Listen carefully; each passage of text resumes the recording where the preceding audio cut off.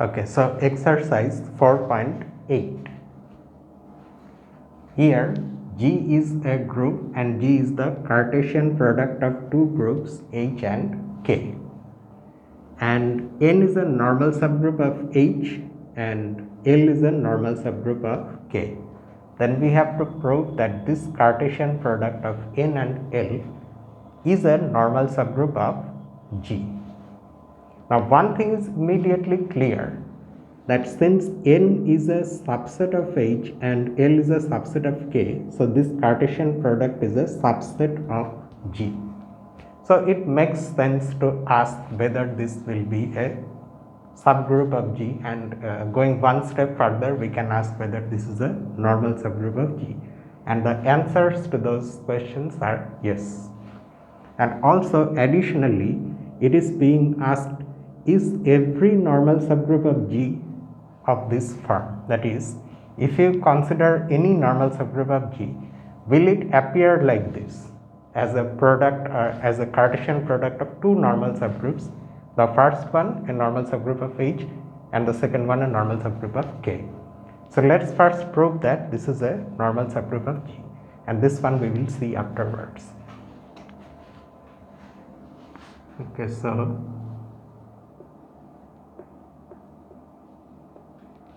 solution.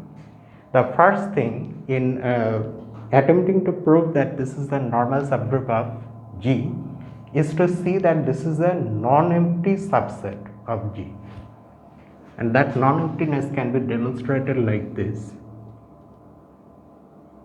Since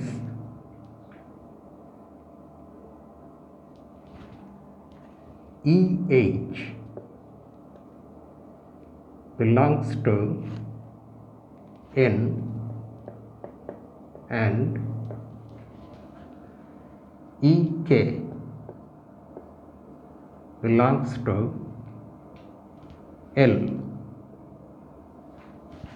we have this ordered pair EH, EK in this Cartesian product, where of course EH is the identity element in H and EK is the identity element in K, because N and L are subgroups of H and K respectively, so these elements belong to them. Okay, that is one consequence of being a subgroup. So that's why this ordered pair belongs to the Cartesian product. If you want, you can write this, where EH is the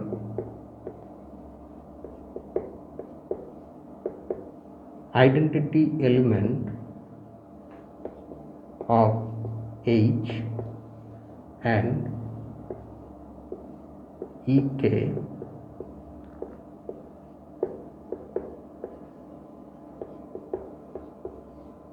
is the identity element of K. So now we know that N product L is a non-empty subset of G. In fact, let's write that also. Hence,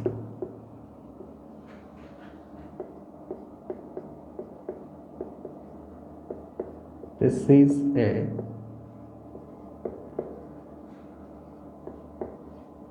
non-empty subset of G. Now we can see whether the criterion for a subgroup are true in this subset or not. So that's the next thing. For that, let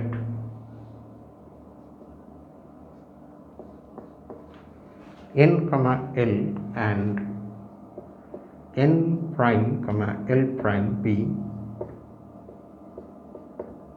two elements in N product L. That means N and N prime belong to N and L prime belong to capital L. Then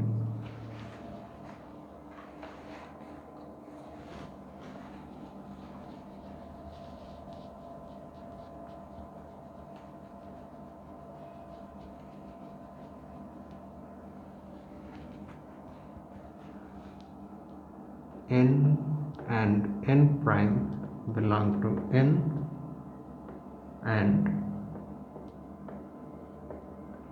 this. Now since n and L are groups themselves,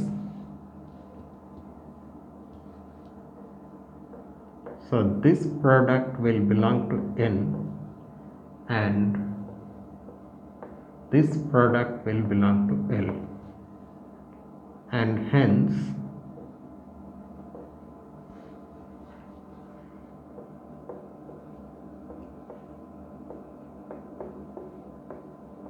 this product, which by definition is n prime comma L prime, will belong to the product of n and L. But that itself does not tell us that this is a subgroup of G. We also need to see that the inverse of this element is also in n product L. Also, but again that will follow a similar argument. Because n is in n and L is in L, so the inverses will belong to respectively n and L. Again, since n and L are subgroups. Also, since n inverse belongs to n and L inverse belongs to L, we have the inverse of this ordered pair, which we already know is this ordered pair. This then belongs to this product. Now we can say that yes, this product is a subgroup of G.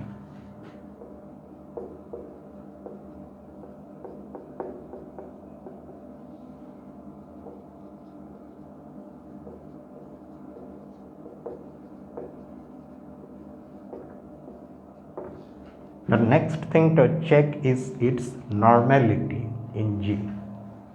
So for that, what we do, we are going to consider, already we have this element from n product L, say.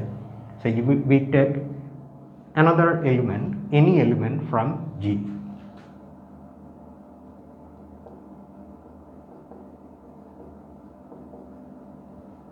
Say, what shall I take? Let me take A comma B. Do not forget that G itself is also a product. That's why the elements in G look like this.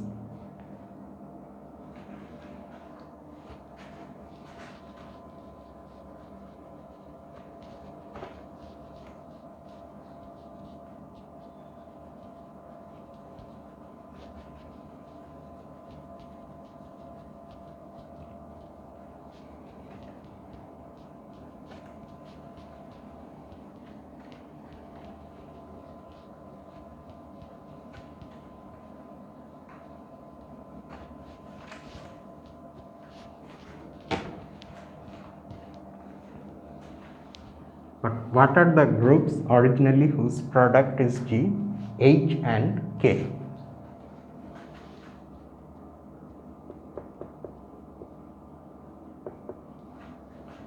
A in H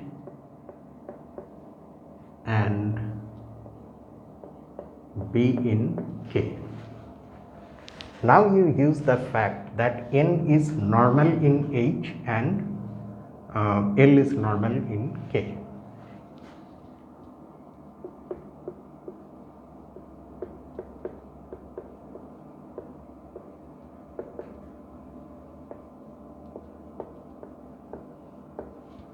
Since N is a normal subgroup of H and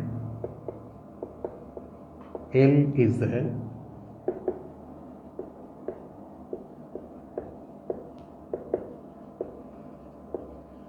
normal subgroup of K, we have A inverse NA belonging to N and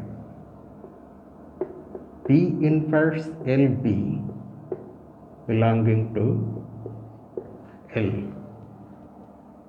Hence,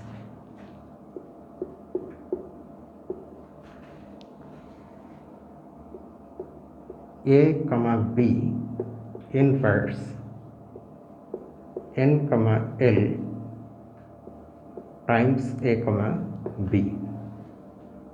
Using the definition of the binary operation in a direct product of two groups, this just or let me write one more step as well. This is A inverse comma B inverse, and now we use the definition of the binary operation in a product of two groups, direct product, and write the next line. A inverse NA P inverse LB. So the first component belongs to N, the second one belongs to L, so this belongs to the product of N and L, and this proves that N product L is a normal subgroup of G, and that's what we wanted to show.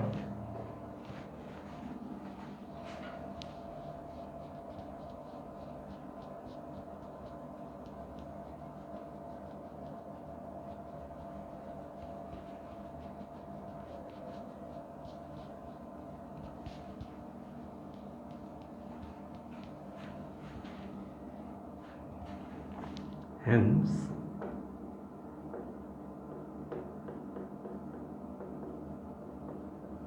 this is a normal subgroup of G, or in short you can write like this: this is normal in G.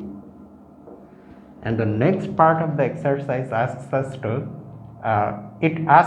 whether every normal subgroup of G is of this form. That is not true in general. To see that, we take this example.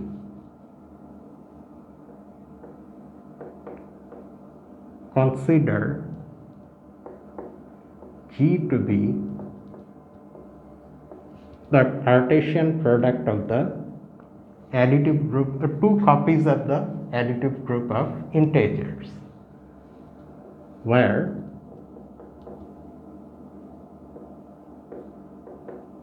this is the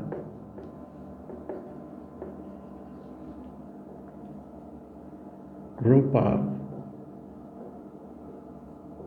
integers under addition.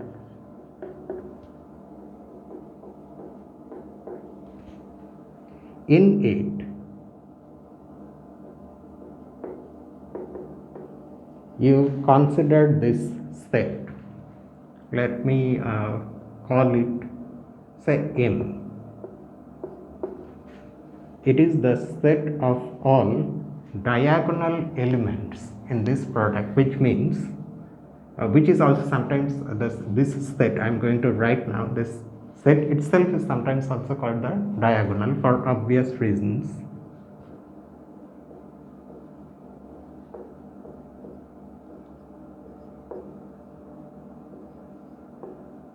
That is, it consists of those ordered pairs of integers where both the coordinates are the same.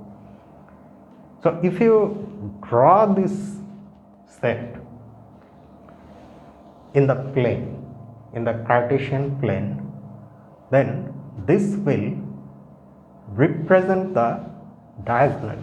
In that sense, it's called the diagonal. But anyway, it does not really matter what it's called, but let us now try to see what about this set M. It turns out that this M is a subgroup of G. It's not difficult to show that. Note that,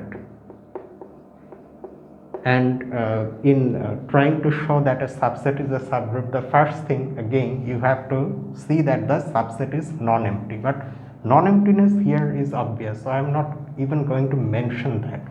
It's there in the background, non-empty, fine. So we just verify the criterion for a subset to be a subgroup. Note that for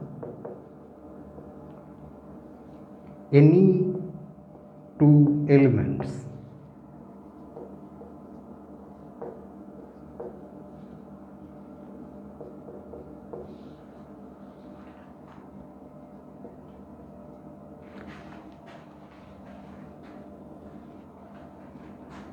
if you take their product, keeping in mind that in the factor groups, the term factor group itself has a different meaning. It is a technical term. So I am just calling these groups factor groups here because they look like factors in this product. Okay. If I really say factor group, technically that is something else entirely. So by factor group here I mean just this Z. Okay, that's it. So this group, that is this group, has addition as its binary operation. So by the definition of this operation, this actually will be this. And definitely this is in M again, and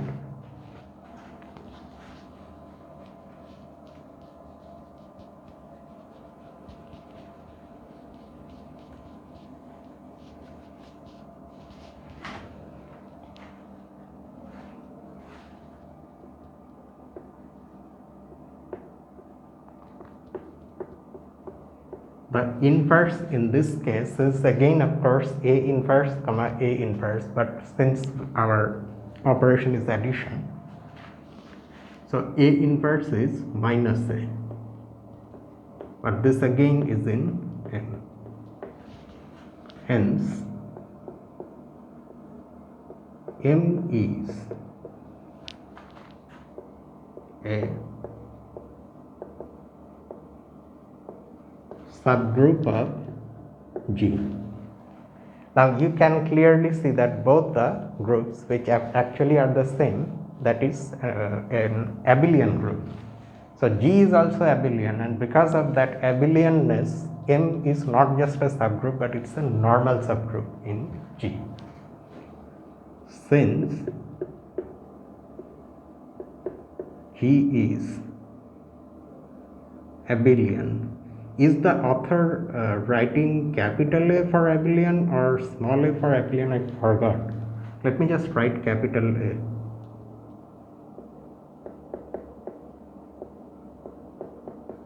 M is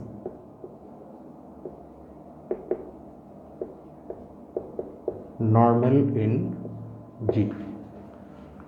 Now what we will show is that M is not of that form, L product N, for any L and any N. To show that, we suppose that the contrary is true, that yes, M is of that form, M has that form, and then we will try to derive a contradiction, proving that our supposition is wrong. Suppose M is equal to, or N was there before L, no? Was it N product L or L product N? N product L. Let me keep that thing the same.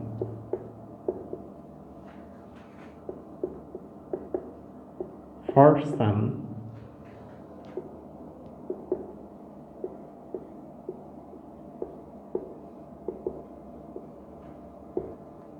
normal subgroups N and L of Z or Z.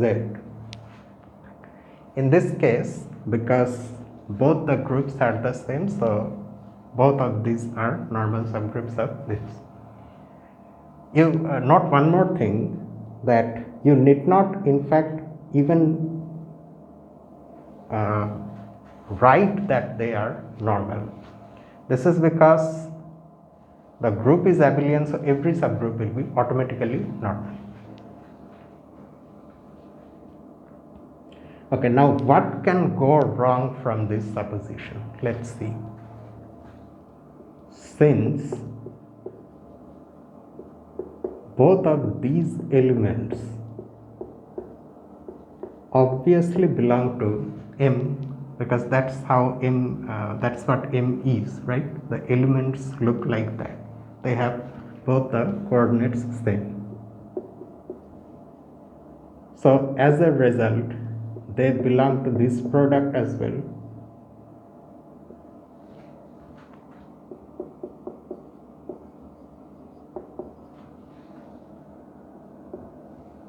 So you can see that since this belongs to N product L, so 1 will belong to N and 1 will belong to L.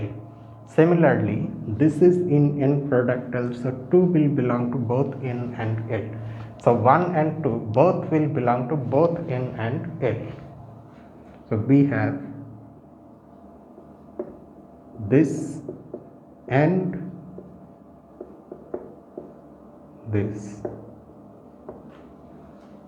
But then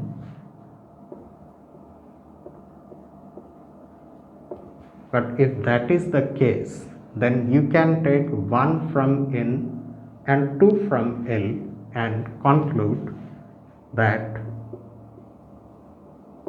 this Cartesian, this ordered pair also belongs to this Cartesian product. It has to be, right? Because the Cartesian product consists of all such possible ordered pairs, where the first coordinate is coming from the first set and the second one is coming from the second set.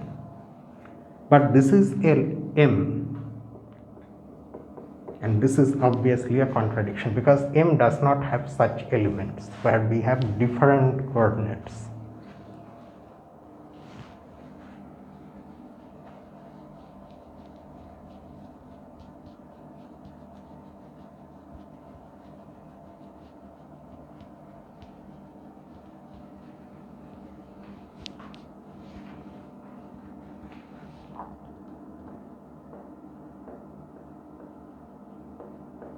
But this is a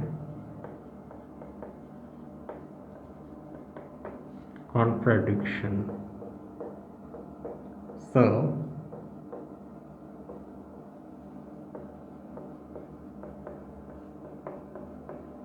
our supposition is wrong, i.e. M is not of that form, that is not of this form, and this is where the solution ends.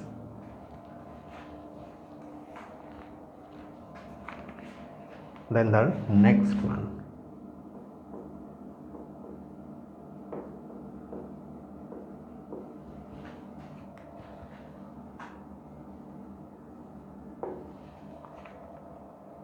Suppose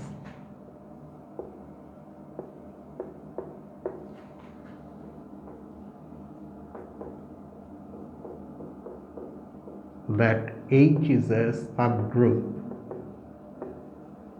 of some group of G, and A inverse, B inverse, AB belongs to H for all A and B in G.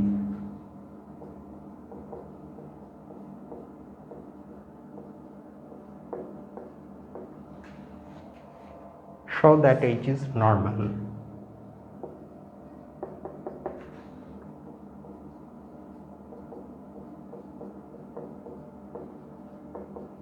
So here it's already given that H is a subgroup. We do not need to show that. We just need to prove that H is a normal subgroup.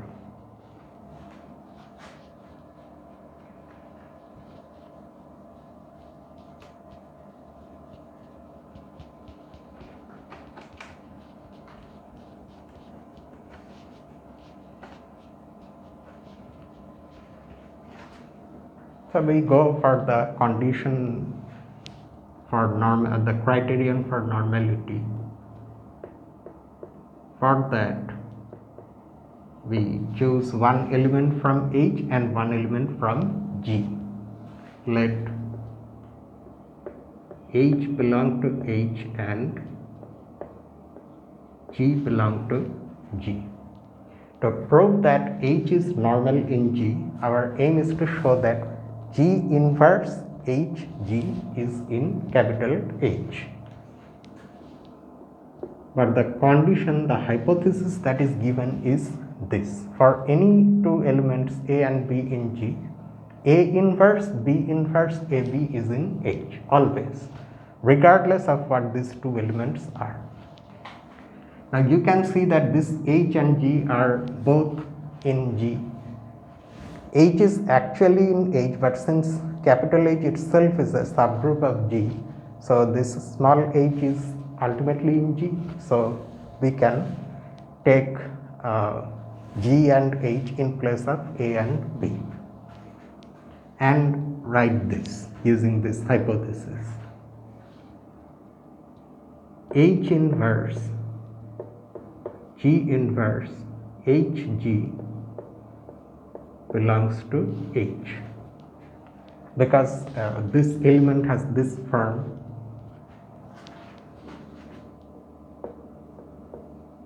So that means this is an element in H. So let's give it a name.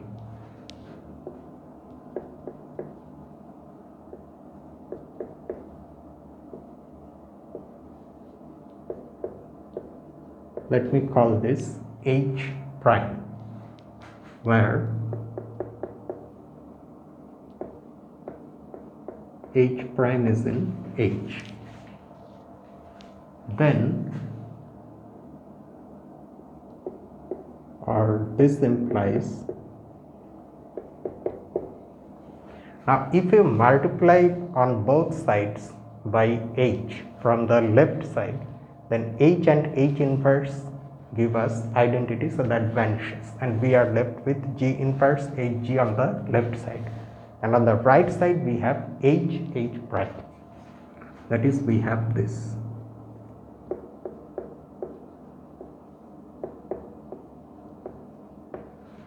But because H and H prime are both in capital H, which is a subgroup, so their product is again in H. So we have ended up showing that G inverse HG is in H, and this is what we wanted to show. Hence, H is normal. That's it. Then there is one more.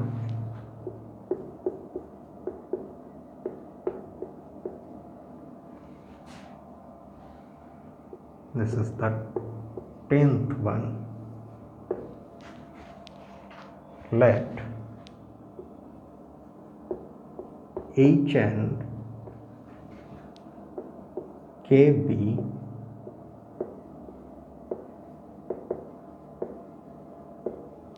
subgroups of a group G. Show that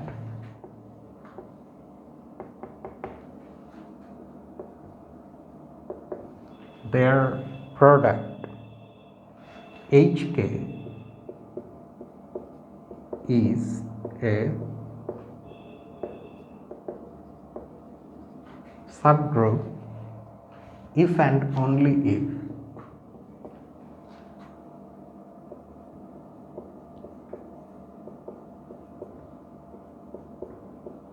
HK is equal to KH.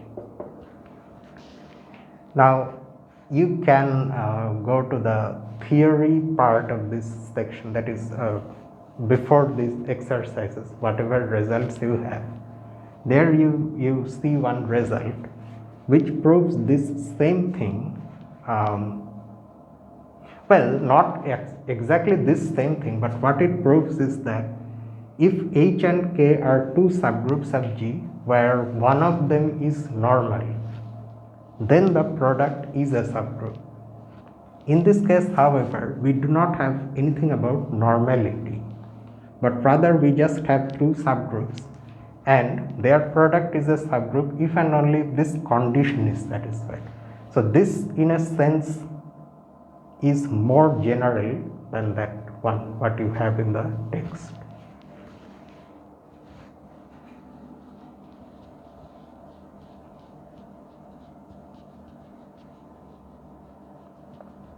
Note that none of these subgroups H and K may be normal. They may both be not normal in G, but still if this condition is satisfied, then the product will be a subgroup, and conversely also. If this is a subgroup, then this should be the case. Okay.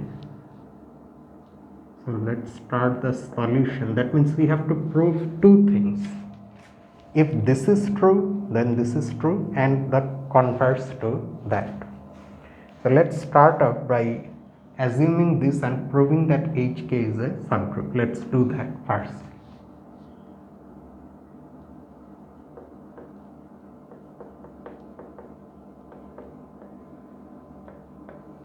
Let us first assume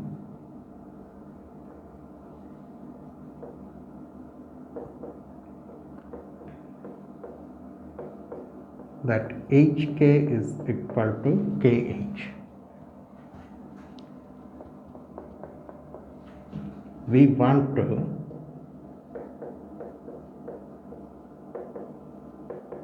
prove that HK is a subgroup. Now clearly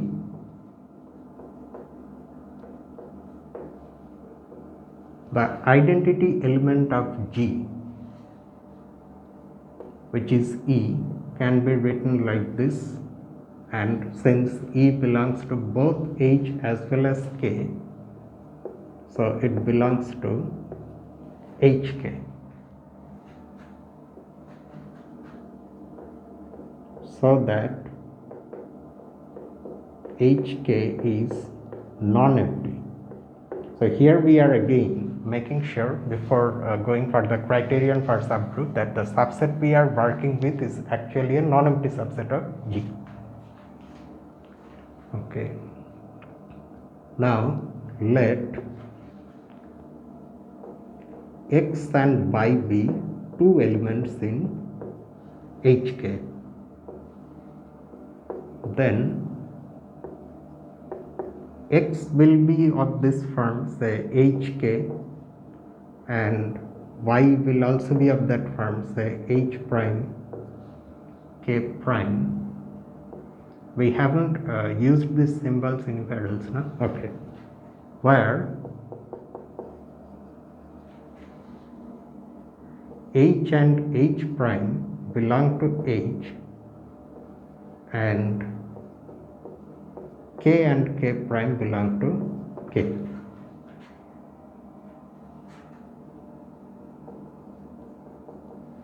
Now, what will happen if we consider this product XY? Then XY is just HK times H prime K prime, using the fact that your group operation is associative. This then can be written like this.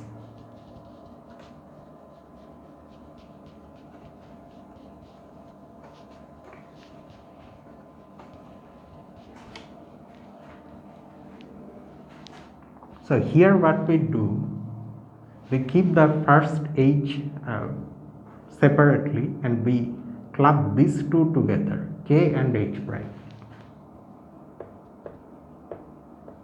And then we write K prime. But what do we achieve from that? Note that KH prime belongs to KH due to its form, because the first element is coming from K and the second one is coming from H. Since kh prime belongs to kh, but since it's given that kh is equal to hk, so it belongs to hk as well. So kh prime will have the form of the elements in hk, that means it will be something coming from h times something coming from k. Say h double prime k double prime.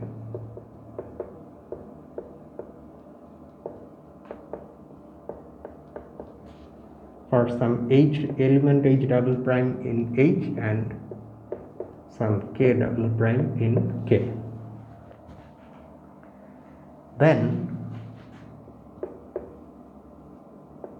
what is the consequence of that on this product? This is this, but which is now h times, so in place of this we can write this.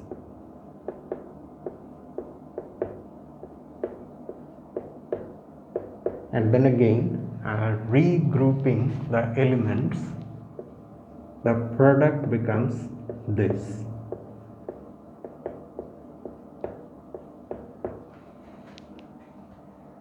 Now h and h double prime are coming from capital H, k double prime and k prime are coming from k. So this first product belongs to capital H and the second one belongs to capital K. So we write like these things, and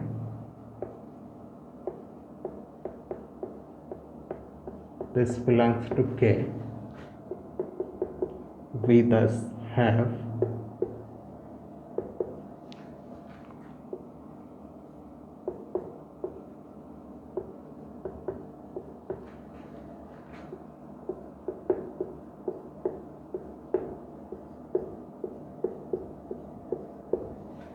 So we have ended up showing that for any two elements x and y in hk, their product is also in hk. So one half of the job in showing that hk is a subgroup is over. Now the inverse, that part. So for that part,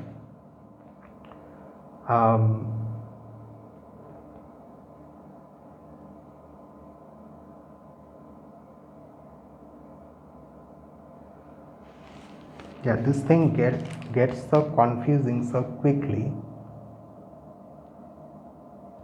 What I wrote here is actually wrong. Okay. Okay, let me see. Also,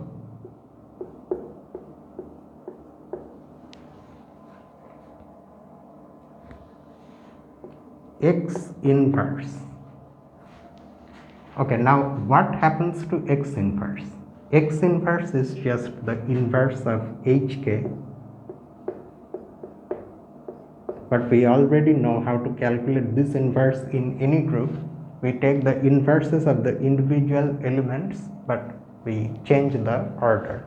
That is k inverse, h inverse, and after this I made a mistake here. So now I am going to be careful. And now where does this product belong? Note that since k is coming from k, so its inverse also belongs to k, because k is a subgroup. Just like that, since h is in h, so its inverse also belongs to h. So from the form of this product belongs to kh. But again, because kh is equal to hk, this is ultimately in hk. So not only is the product xy in hk, but the inverse of x is also in hk. So hence, now we can conclude hk is a subgroup of G. And now we prove the converse. Conversely, let me write from there.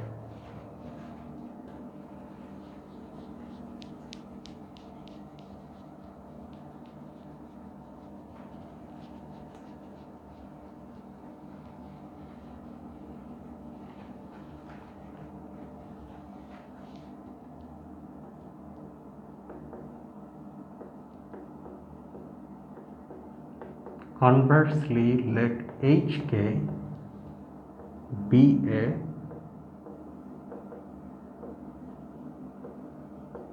subgroup of G. Now we want to prove that Hk is equal to Kh.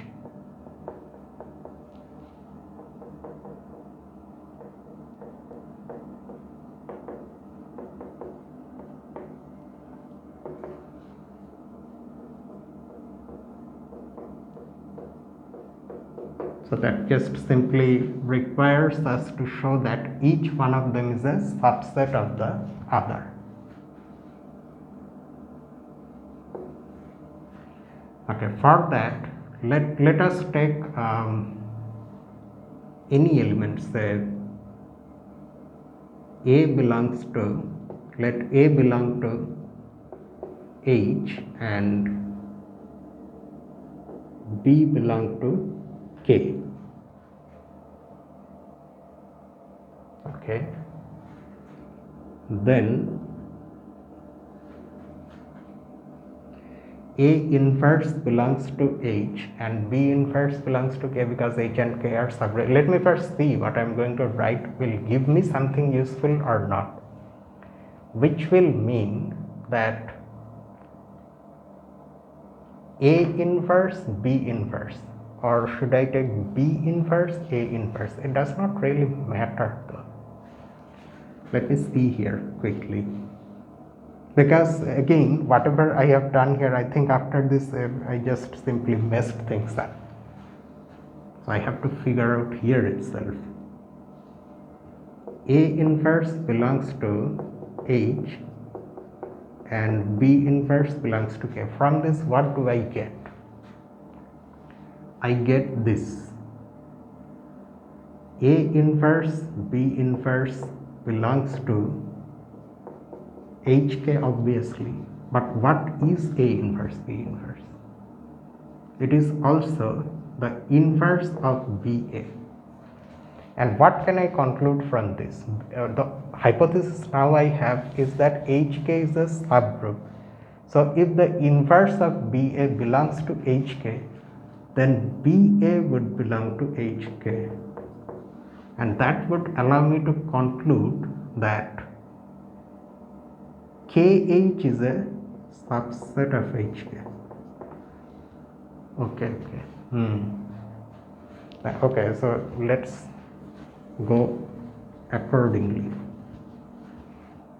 Then A inverse belongs to H and B inverse belongs to K, and so BA inverse, which is A inverse, B inverse, this belongs to Hk. Since Hk is a subgroup,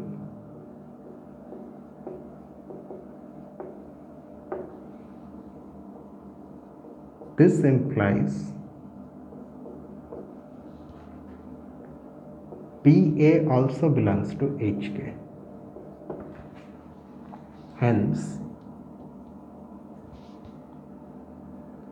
Kh is a subset of Hk. But do you see how this, exactly how this conclusion is being drawn from here?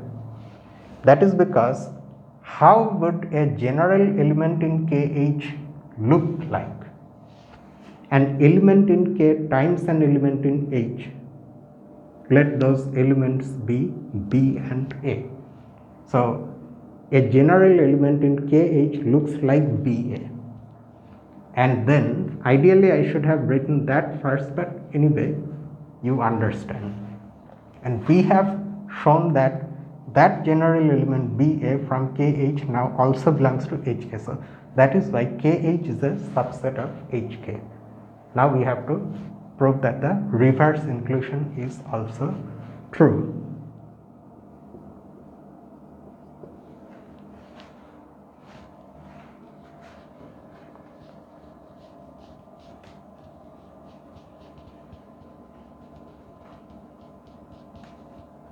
Okay, now what do I do for the reverse inclusion though?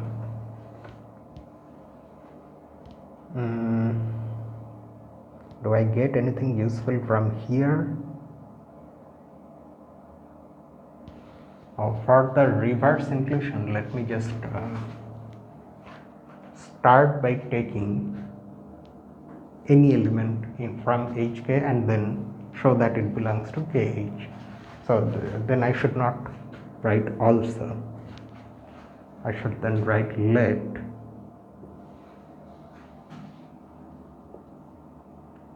C belong to hk. You see, we cannot do just about anything. That is because the hypothesis is that hk is a subgroup. It's not given that kh is a subgroup. We don't know that. Okay.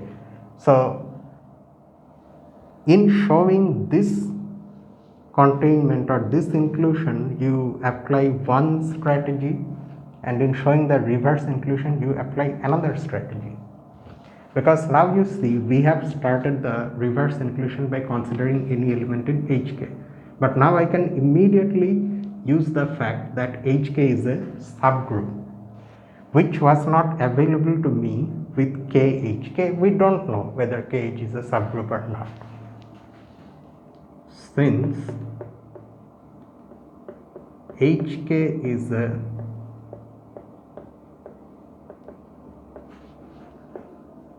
subgroup,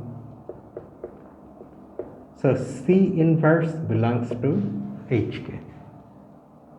So C inverse will be of that form, an element of h times an element of k. Let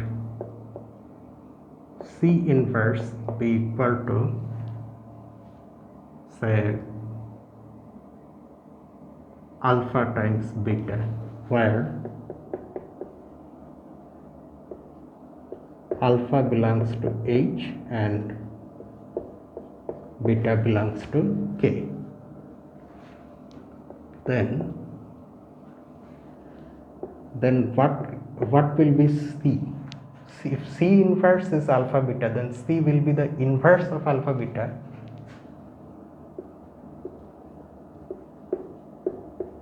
And that's because the inverse of a group element is the element itself. Or if you really want to be that elaborate, you can write like this. And C inverse is alpha beta. But this is beta inverse alpha inverse. Okay. Now beta inverse would belong to K and alpha inverse would belong to H, again because they are coming from K and H respectively and they are subgroups. So this belongs to KH. So any element in HK is in KH. Hence, HK is also a subset of KH. Now you combine these two containments.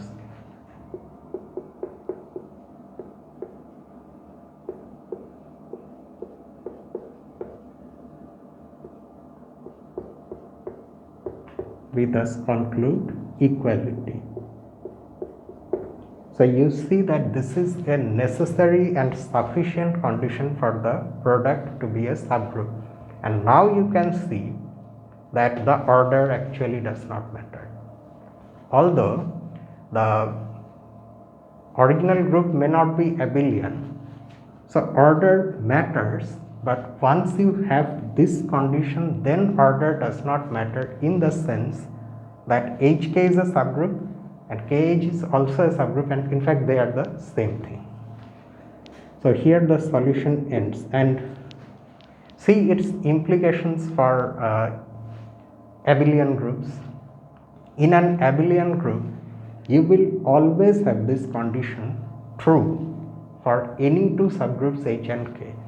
So there, if you just take any two subgroups and take their product, that is going to give you a subgroup. So that way you can create subgroups in an abelian group just by taking their products. And with this set of exercises is over. In the next section, we will deal with factor groups. So this set of exercises involved the notion of normal subgroups. After that, we have factor groups, which we will do in the next Lee update. So I end things here itself for tonight, and tomorrow, of course, we are again going to go back to analysis and see what we can do with those exercises.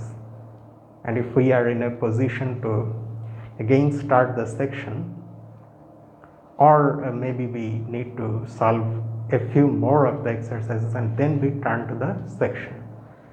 So see you tomorrow with those things. Until then, this is me, Lucifer, from A Mathematical Room. Have a nice night.